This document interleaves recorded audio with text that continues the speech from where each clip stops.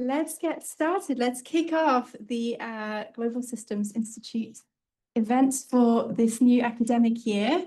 My name's Rafi Haywood. I'm one of the assistant directors of the GSI. And there comes Ernesto, who's another one of the assistant directors. And it's wonderful to see you all. So we have many people in person and we've got how many online? 24? 24 people online. So a lot of us are back, many of the usual suspects, many new faces as well. It's great to meet you all. Please, if you're in the room, stick around after Pasha's talk to meet Pasha and for us to all meet each other and have a chat. We've got tea and coffee. Some of you already have grabbed tea and coffee and biscuits. That's great. So today I feel very honored to introduce you, Pasha. So Pasha Bell, known to us as Pasha, is one of our PhD students here in the Labour building. Pasha's office is just down the hall. They work on statistics of extreme rainfall in climate change.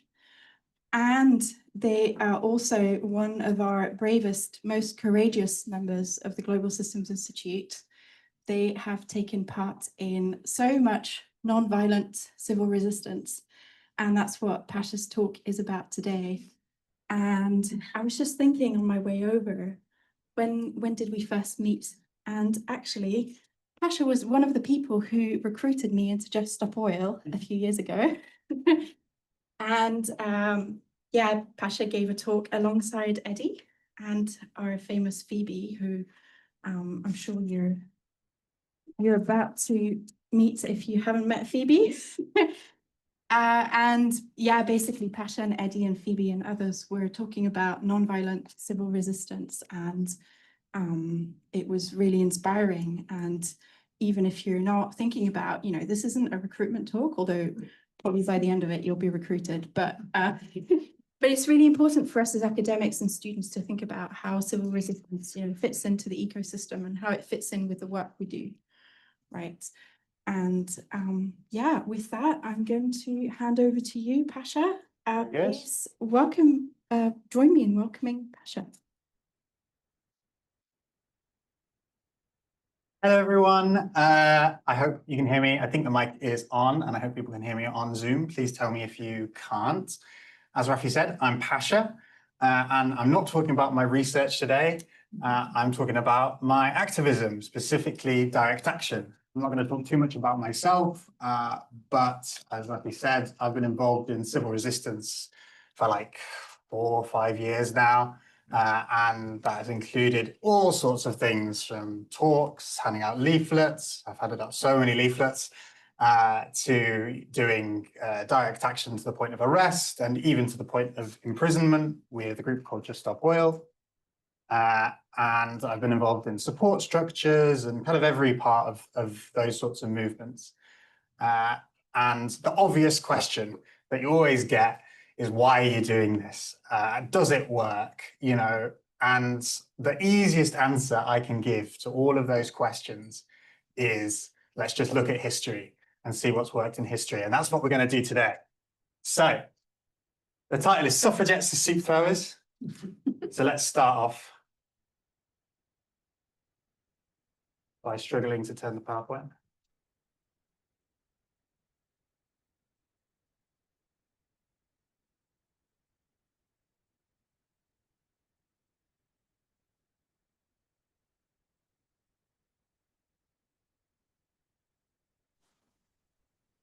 Sorry, we can't hear what they're saying. Apparently they can't hear what I'm saying. Oh, they couldn't hear what they were saying. So they were talking about, on Zoom, just to clarify, what Phoebe Plummer there was saying was essentially they cannot, was about fossil fuels, food problems, monsoons, wildfires, and highlighting all of that while throwing soup onto the Van Gogh Sunflowers painting. Hopefully that's a good summary of what Phoebe Plummer was saying.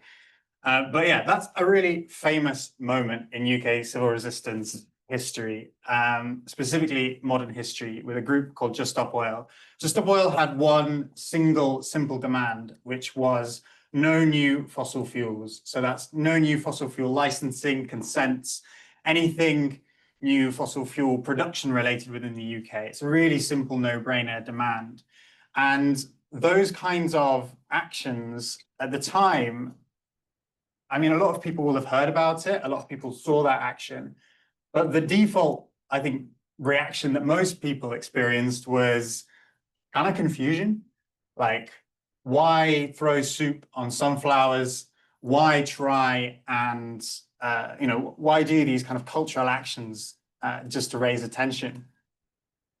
And I think that could be boiled down to these two simple questions, which is, why do we resist? How can we resist? And most importantly, how can we win? So what is civil resistance? If I were to give a simple three-word definition of civil resistance, it would be conflict without violence. But if I were to give a slightly wordier definition of civil resistance, it would be this: using disruptive, non-violent methods to bring about systemic change. So the first civil resistance group I'm going to talk about is the suffragettes. In 1903, Emmeline Pankhurst, the others in the Pankhurst family and some other women came together in a house in Manchester to create the Women's Socialist Political Union, the WSPU. This was a splinter group of the previous National Union of Women's Suffrage Societies, NUWSS, who'd primarily been lobbying the government by talking to their MPs, by talking to members of the cabinet, and trying to get the UK government to give votes to women.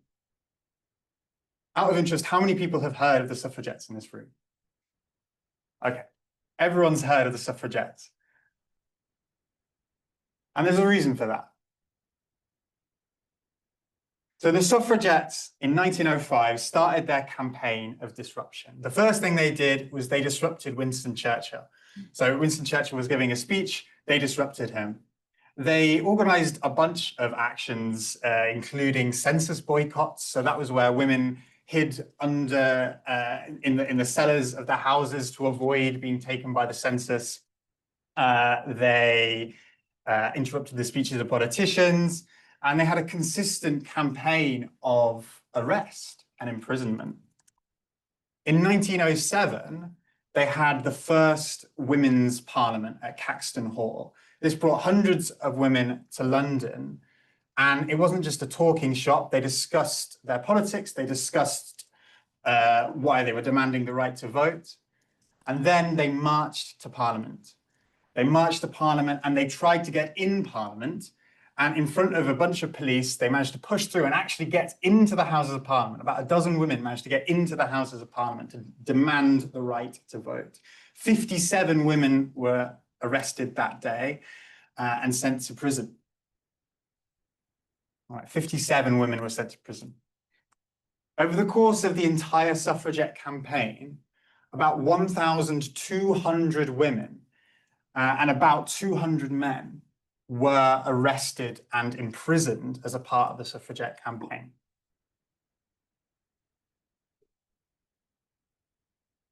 And in 1910, they did this again. They rushed Parliament. They tried to get into the Houses of Parliament to demand the right to vote. And they were met by serious oppression. So this is a picture from what was called Black Friday.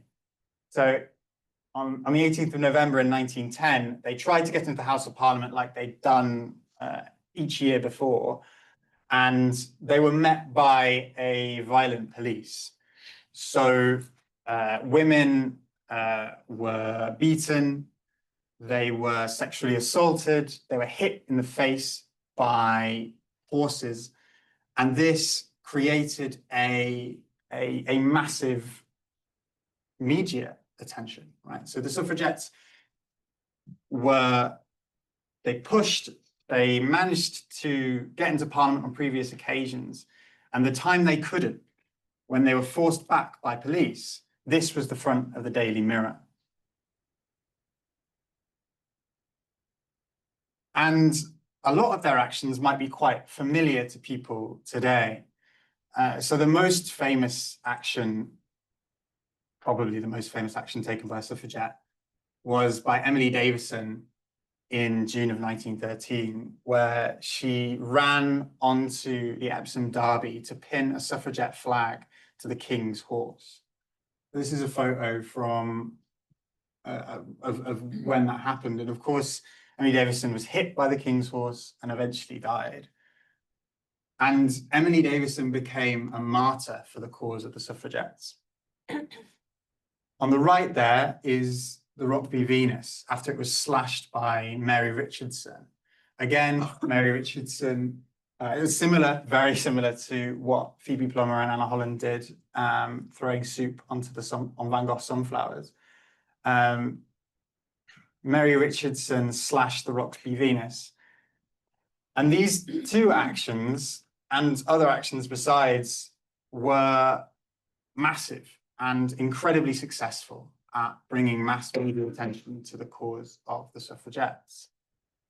As with something else, which I haven't talked about, but if there is anyone who not wants to hear me talk about force feeding and going on hunger strike, I'm just going to give you a moment for you to pop out of the room or mute what I'm saying on Zoom. All right. So in 1909, one suffragette by the name of Marion Wallace Dunlop went on hunger strike. She was released due to hospitalization, and later suffragettes decided that this would be a powerful tactic to demand for the right to be seen as political prisoners in the UK. So suffragettes at the time weren't considered political prisoners, and if they were, they would be granted various rights, like the ability to wear their own clothes in prison. So this was what their campaign of going on hunger strike started. And that's what they did. They went on hunger strike. And just to put this into perspective, what hunger strike feels like is, it's an immense pressure on your body. It's brutal. And it can cause really, really serious health effects and eventually brain damage and death. And the UK state was so uncomfortable, so didn't want to result in either releasing women on hunger strike or having a woman die in prison on hunger strike. So instead, their response was torture, so force feeding. This is where a rubber tube is put down your nostril and into your stomach, and custard, essentially like a custard substance, is poured through that tube, and you're forced to feed. And obviously it's a form of torture, obviously it's horrific, and it became a massive scandal. The British public were horrified. And this was one of the cartoons that the suffragettes published, treatment of political prisoner under a liberal government. And it rammed home, and you get this swing of public sympathy following these actions. So what's the lesson that we can learn from the suffragettes?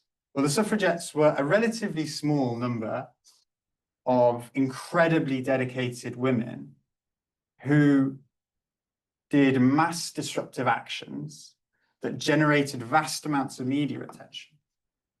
They then received mass and serious oppression from the UK government in the form of physical assault and in the form of force feeding. And those two things generated mass media attention for their cause. In 1914, the UK broke out into war, right, in the First World War, and the suffragettes made the decision to stop taking action while war was ongoing. In 1918, there was a change of government. And when men coming back home from the war they needed to change the suffrage laws anyway to give men the right to vote. When that happened, when they changed the suffrage laws for men, they changed it for women. Not all women, only women above the age of 30 who were landowners or the wives of landowners. But they got the right to vote, and later women would get the full suffrage, which is fucking awesome. So that's the suffragettes. And I say that's a lesson in disruption, disruptive tactics to generate media attention for your cause, to keep that media attention at the height of public opinion and the height of public knowledge. Civil rights movement. So this isn't a UK movement, obviously, but I'm choosing this to talk about this movement because it is incredibly influential for modern UK civil resistance movements. So that person up there is Rosa Parks. This is her being arrested in 1956 following the Montgomery bus boycotts. And I'm going to focus on, I mean, there's loads of really awesome examples of civil resistance, civil disobedience within the civil rights movement, right? But I'm going to focus on the Freedom Riders. How many people have heard of the Freedom Riders? Okay, everyone's heard of the suffragettes. Some people have heard of the Freedom Riders. The Freedom Riders were a group of, I'll start again. In 1961, buses in the United States were segregated.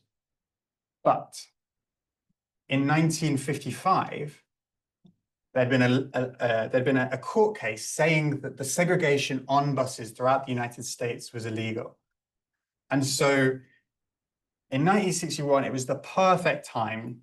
Kennedy had just been made president of the United States. It was the perfect time to challenge the law, because even though it was illegal to have segregated buses throughout the Deep South and throughout large parts of the North of America as well, segregation was still de facto in place. So it was a great chance to challenge the law and try and get segregation on buses gotten rid of. And so in come the Freedom Riders. So this was a group of primarily students, Black students, white students, men, women, and a range of ages as well, who decided to take two buses, right? It's a really simple form of resistance. They took two interstate buses. Both of them they took from Washington, D.C., and the aim was to get to Birmingham, Alabama. There'd been two freedom rides previously. Neither had gained very much media attention.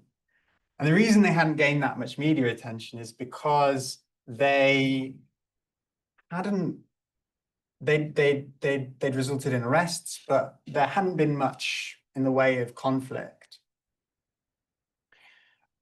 And so they decided to do something that's really fucking brave and go to where they knew there would be conflict. They trained for an entire week in nonviolence. So in Just Stop Oil, in these modern nonviolence groups, we train for like a day max. These guys trained for a full week. They yelled at each other, yelled abuse at each other. They beat each other. They kind of showed each other what physical violence they would expect going into the South while breaking segregation laws or breaking the segregation rules on buses. So they've been trained for a whole week, and then they went. They got to Atlanta without too much difficulty. But here was the hard part, right? Atlanta Atlanta, Georgia, through to Birmingham, Alabama. The first bus got to Anniston, and it was firebombed in Anniston. A bunch of Ku Klux Klan, a mob of Ku Klux Klan came to the bus. They stopped it in its tracks, and the police escorted the bus out of Anniston. And then, in collusion with the members of the Ku Klux Klan, they left. And the Ku Klux Klan firebombed the bus. People on the bus, the Freedom Riders, had to leave the bus, and then one Freedom Rider was hit in the face by a baseball bat.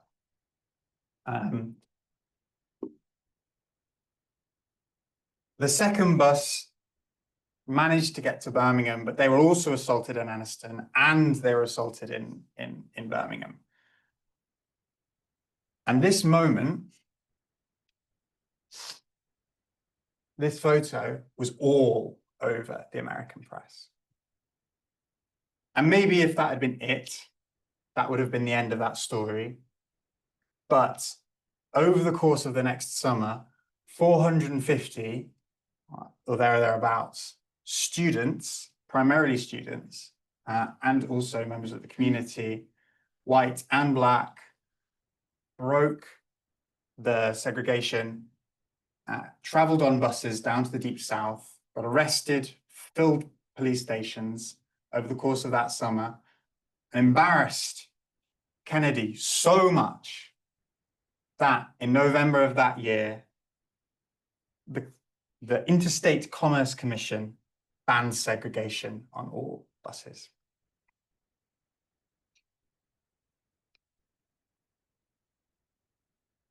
Otpor. So Otpor in Serbian means resistance. How many people have heard of Otpor? Okay. So Otpor was a group that was founded in 1998 in Serbia. Serbia in 1998 was not a nice place. They had a dictator called Slobodan Milosevic.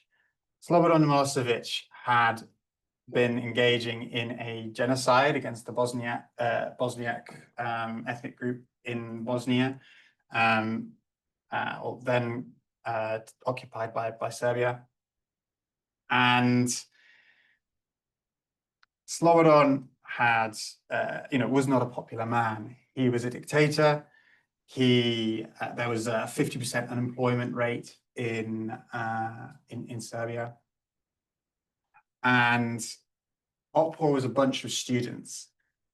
And they managed to, in about 2 years, take down a dictator through nonviolent means.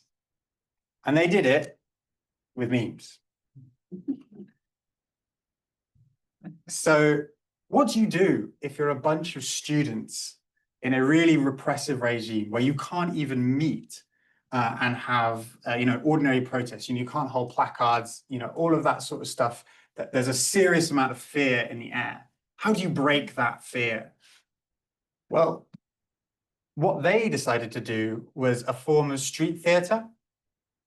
So one of their iconic actions was they took a barrel, and on the barrel they put the face of Milosevic, and they put a baseball bat next to the barrel, and they said, "Free hit, hit for a dinar," so a dinar being the currency, and then they left it. They left the barrel, and so people turned up and they saw, this barrel, and they put money in, and they started taking out their anger on this barrel against the dictator, right? Their anger against the dictator on this barrel. And it's like a really hilarious stunt. It's really loud, so it draws loads of people in. And eventually, of course, the police come. And what do the police do? Well, they can't arrest all these people holding baseball bat, just hitting a barrel. So they decide to arrest the barrel. And this is a very hilarious photo. You can see these very stern police officers, doing the work of the dictator. And it's funny, right? You know, that reaction that you just had there is exactly the reaction they wanted. Oppo photographer took that photo, published it in the Serbian press, and they managed to, with actions like this, and also, you know, this was an action they did around media, freedom of the media, all sorts of actions.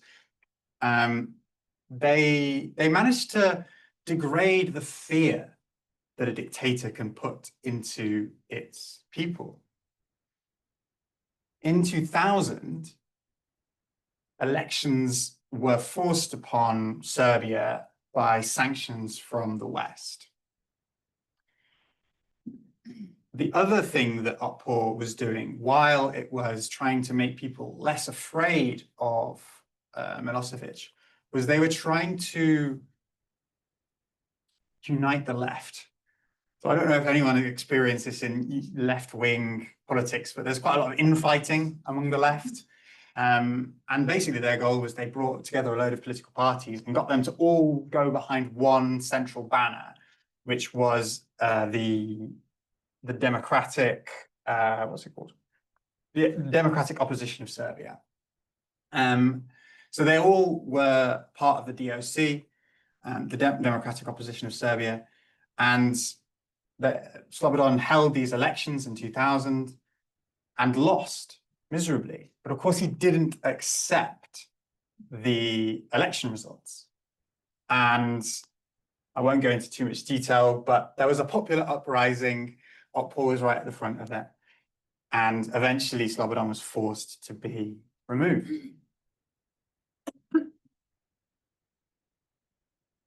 So Oppo was a popular movement. The suffragettes were a very disruptive movement. And nonviolence, this nonviolence training, was central to the civil rights movement, for example, the Freedom Riders and their success. But all of these movements had some element of each. So the civil rights movement was disruptive. It disrupted what people thought you could do. It disrupted laws. It broke laws. And so I put that there in this little Venn diagram I created. The suffragettes weren't very nonviolent in many ways, but they were disruptive. And finally, Oppo were right there in the middle. They were nonviolent, they caused mass disruption, and they were very popular. And out of all of these movements, if there is one lesson that you should take away from this presentation, it's that oppression backfires. We saw it with the suffragettes. We saw it when the Freedom Riders bus was firebombed. And this is a photo of an activist, an Oppo activist, who was beaten by the Serbian police. And this photo, this placard, was on all of the different protests that Oppo were doing. So and again, it was massively influential in getting media attention for their cause and for getting a swing of public sympathy.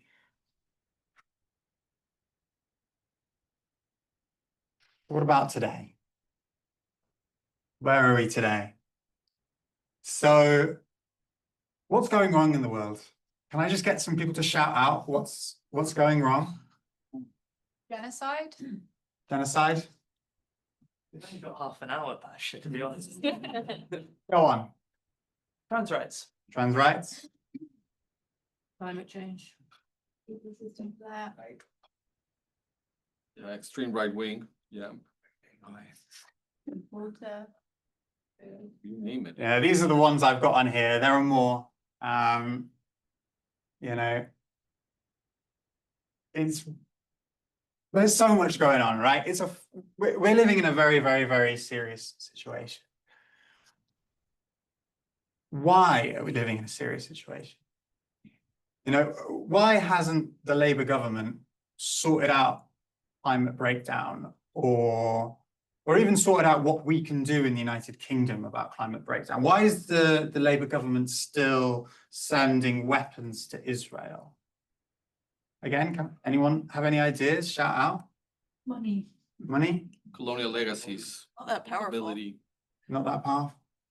Colonial legacies? Any more? Lobbies. Media, lobbying. Complex system. Policy of growth. Policy of growth. Democratic deficit in the UK. All right. So that is a photo of Gaza. It's Gaza City. It's taken from, I think, this week after the recent offensive. In Gaza, over 60,000 people have been killed. We found out on Tuesday that the United Nations has officially declared that it is a genocide. And from my point of view, I'm sat here watching a genocide unfold. I'm sat here, watching a UK government fail on climate breakdown. And, I think current policies put us on track for 2 degrees of warming by 2050. I was chatting to one of my friends who's a farmer. He was talking about the recent drought over the summer, and he was telling me, Pasha, I've never seen fields as dry as this in the UK. It's a really serious situation. And this is kind of how I feel most of the time, right? And the only reason that I haven't felt like that is because of movements like the suffragettes, like the civil rights movement, like Oppor, like the Salt March in India, these movements that have transformed society massively. The Freedom Riders won segregation on buses. The civil rights movement won segregation on the whole in America. Not that America's fixed by any means, right? But a massive, massive win. The suffragettes won in part the right to vote for women. Just Stop Oil won its demand, ending new fossil fuel licenses in the UK. Extinction Rebellion won 1.5 of its demands. So who's heard of Extinction Rebellion? Play this game again. All right, everyone's heard of Extinction Rebellion, pretty much. Extinction Rebellion had 3 demands. One was tell the truth, so that's a climate emergency. One was act now, so that's net zero by 2025. We're not there. And the other was decide together, so that was people's assemblies at the heart of government, which they kind of got a win on. Of course, they did win a declaration of a climate emergency, but they haven't won a the People's Assembly. There was one a National People's Assembly in Birmingham, but it didn't really achieve much because it wasn't legally binding. But they did win on that demand of declaring a climate emergency.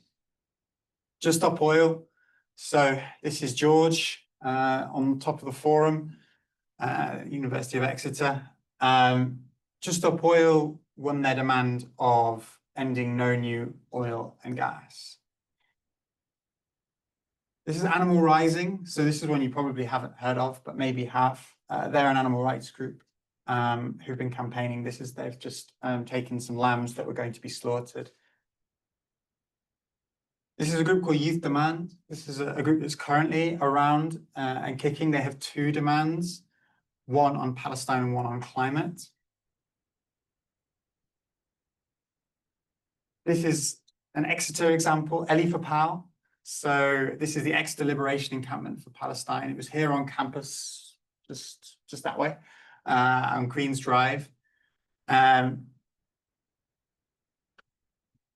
This had a demand of getting the university to end its research partnerships with arms companies and also end its investments in arms companies.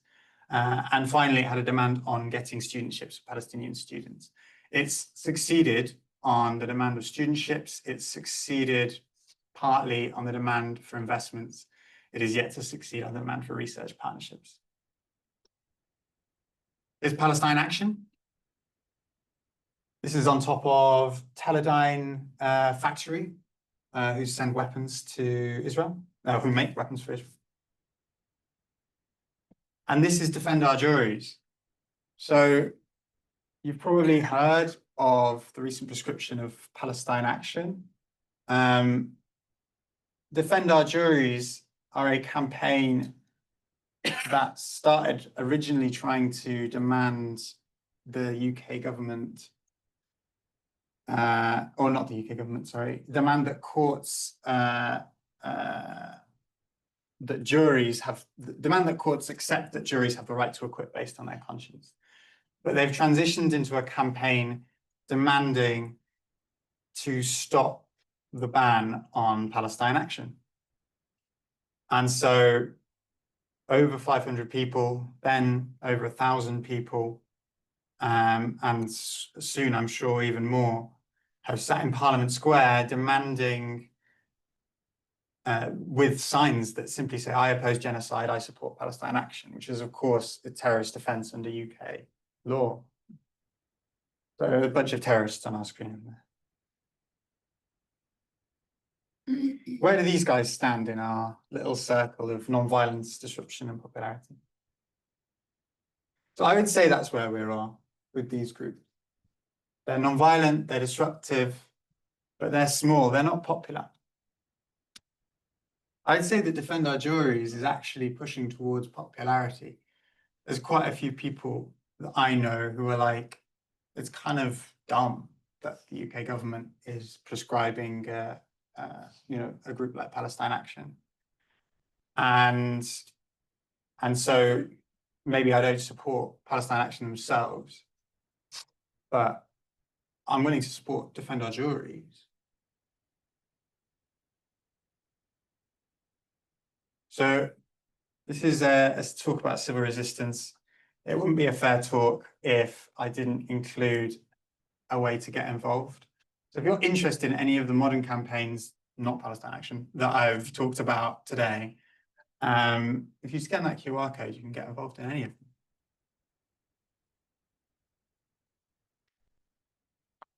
Here are some books. Here are some videos. Too quick. I'll do that. And that's it.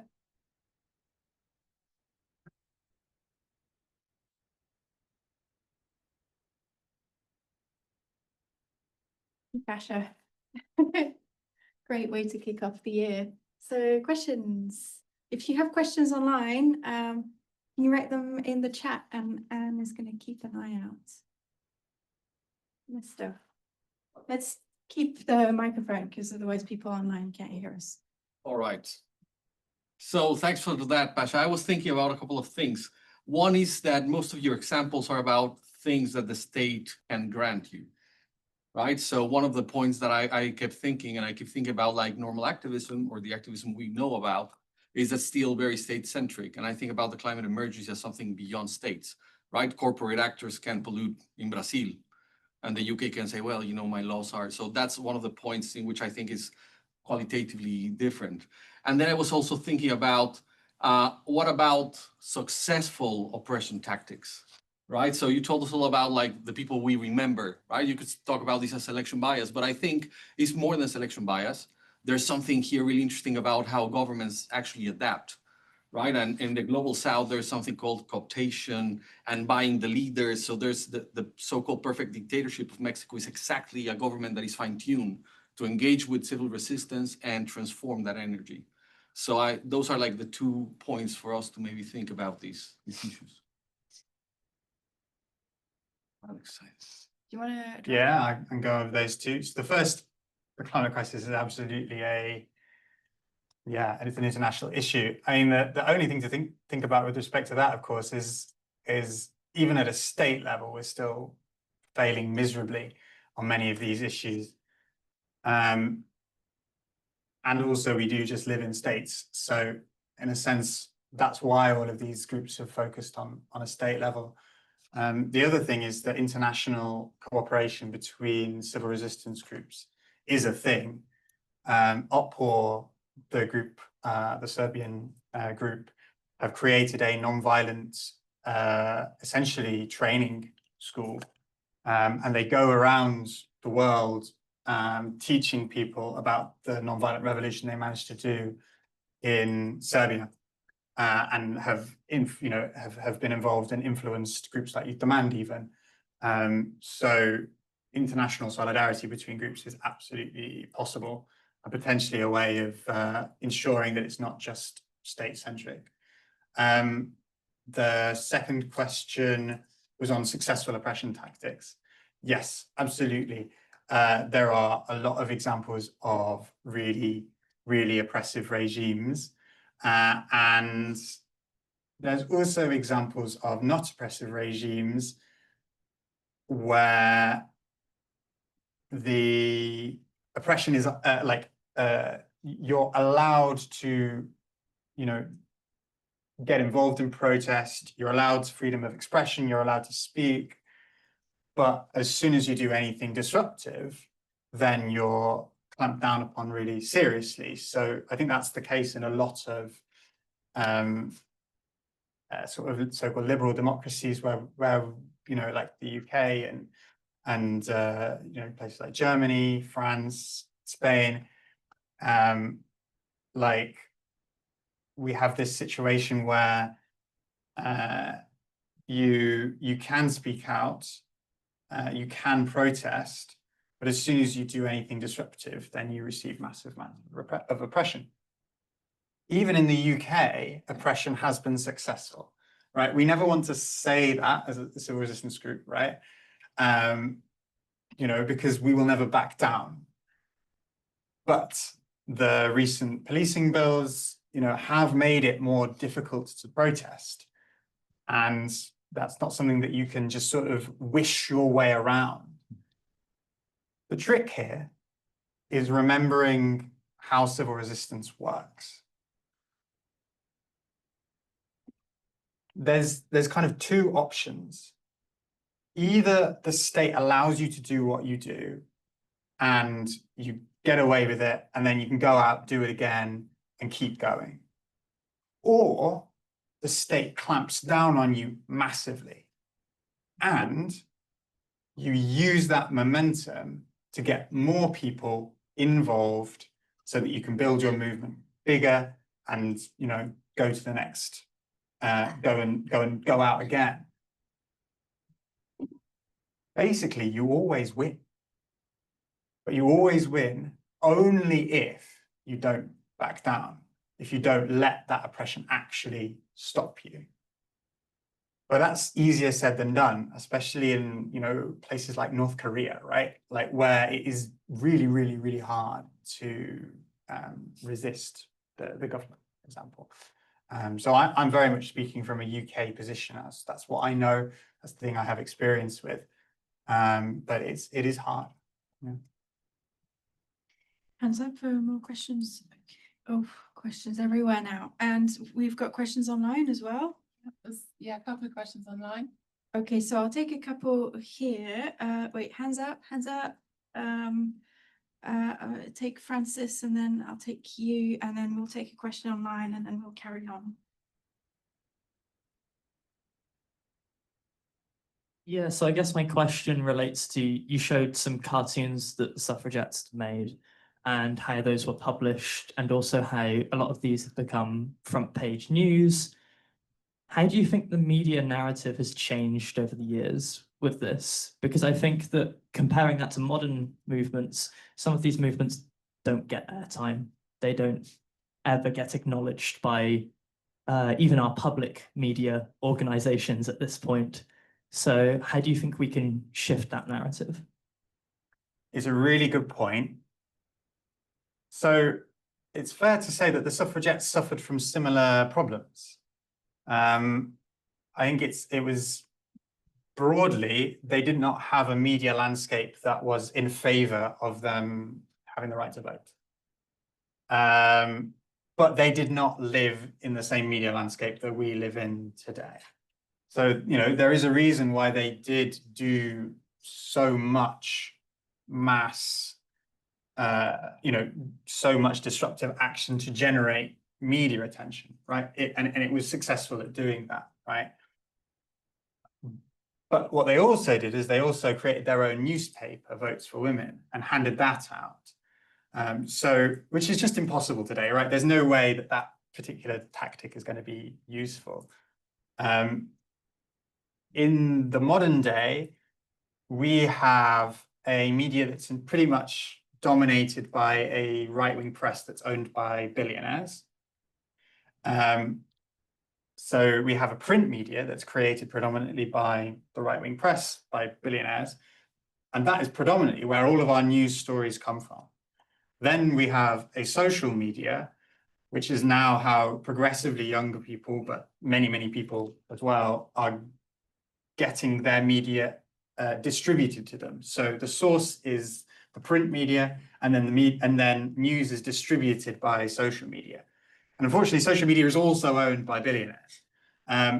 So the amount of attention that you get for causes is massively dependent on how the right-wing press will react to what you do.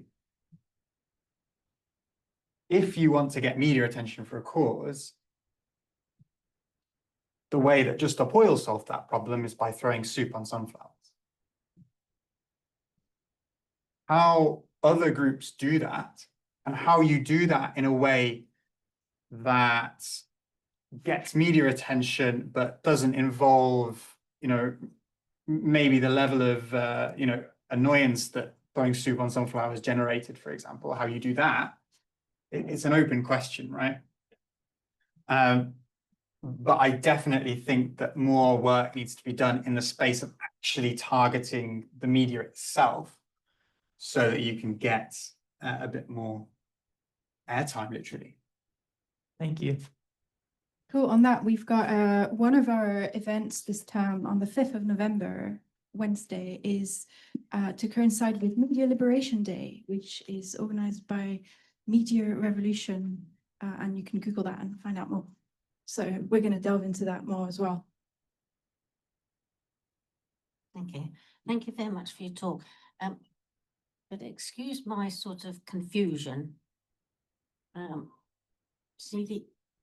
getting the impression that you're talking about resistance in general. I would personally have liked to have heard more about, you mentioned about how you've been in prison, this, that, and the other. What exactly have you been resisting, basically? Yeah, I'm very happy to talk more about that. So I primarily have been involved in with a group called Just Stop Oil and a group called Extinction Rebellion. I took action with Extinction Rebellion. First, I was sort of accidentally arrested while playing in a samba band. And then quickly, when Just Stop Oil came on the scene, joined Just Stop Oil when it started.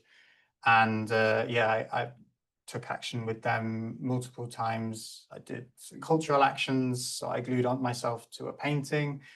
What exactly were you resisting? Just Stop Oil was a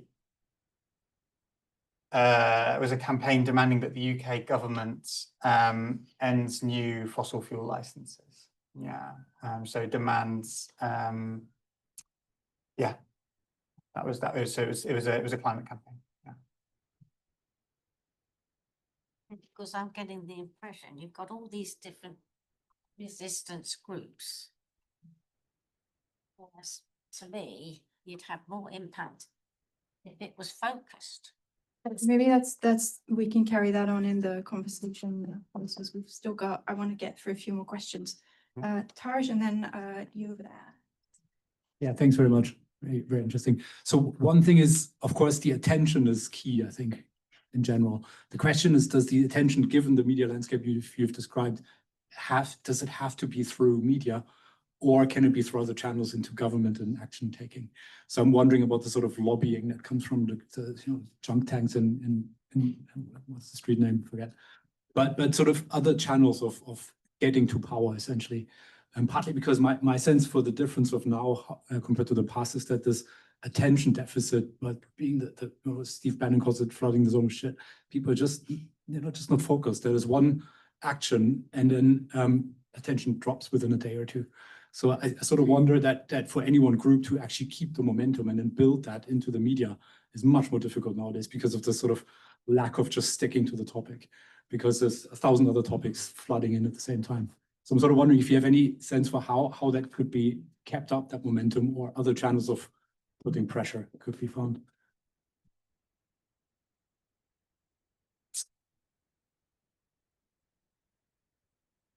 So there are groups that have tried to, so it's not just through media attention that a disruptive group gets government to change its policy, for example. There is also just the threat of disruption that can cause the government to change its policy. So material disruption in a sense. And interestingly, Just Stop Oil kind of tested the waters on that in a modern context. So the first campaign that Just Stop Oil took part in was a blockade of oil terminals, which managed to cut off, I think, about 2/3 of the supply of petrol in Essex for a week. I mean, a massive, massive disruptive campaign. It got zero media attention and the government basically ignored it. So disruptive campaigns that don't generate media attention, it seems, at least based on what Just Stop Oil tried, slightly less effective. There are campaigns, though, that have done disruption relatively successfully in that sense, but their goal hasn't been government policy change. I think currently the best method we have of influencing government is via, at least through civil resistance, is via the media landscape. However, that does not mean that civil resistance is the only way to influence government, right? So it's not like lobbying your MP and stuff is like a pointless task. And in fact, there's a lot of really exciting work that the GSI has talked about previously, in fact, around people's assemblies, whereby you run a people's assembly, you get an output out of it that is representative of what the local community, what the national community actually wants. And then you have a piece of paper that you can give to a government minister. Well, that government minister will look at that, and that's it's suddenly a method by which you can talk to government and provably show a democratic system that is different to ours.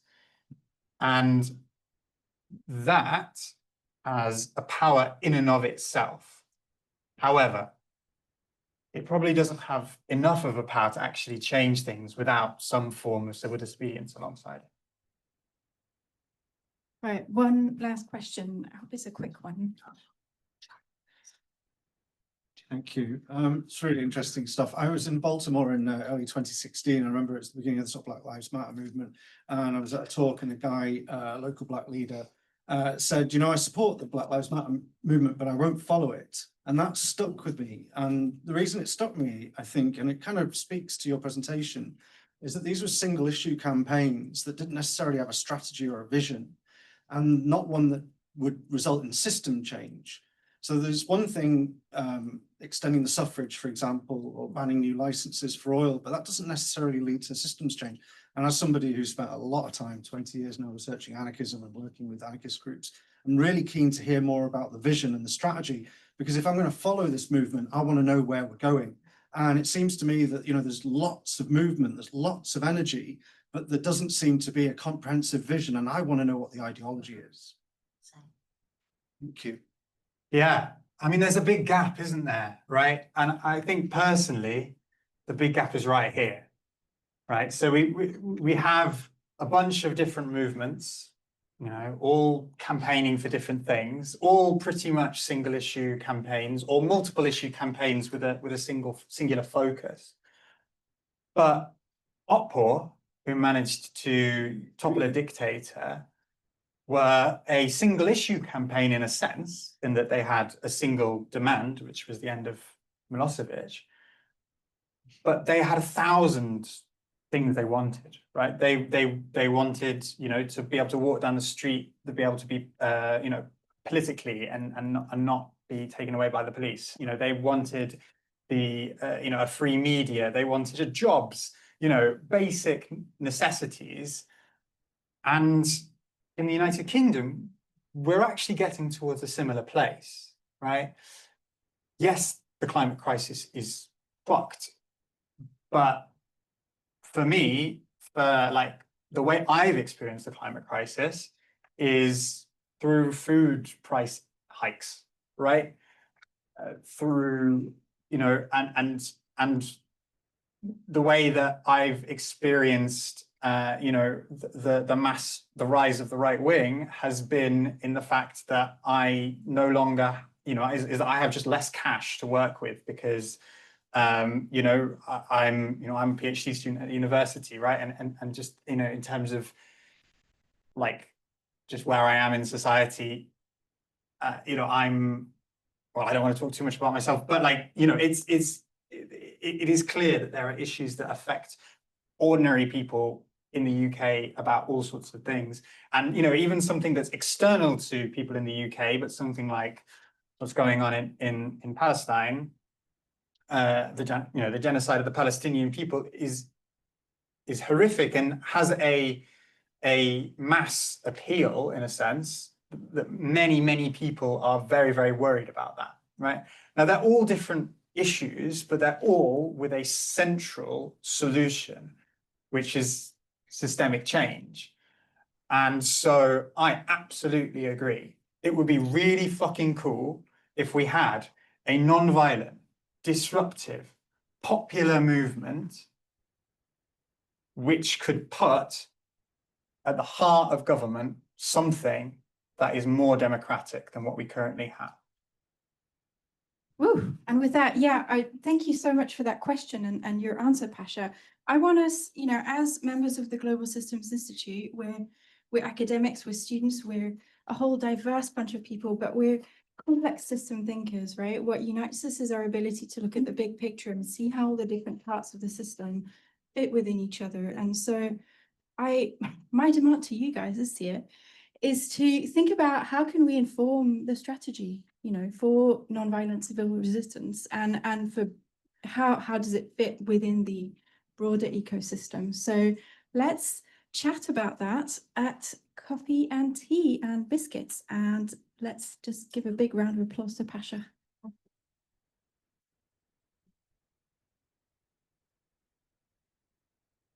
Books, videos. If folk want to take a photo of that, and these are the books I used for the talk.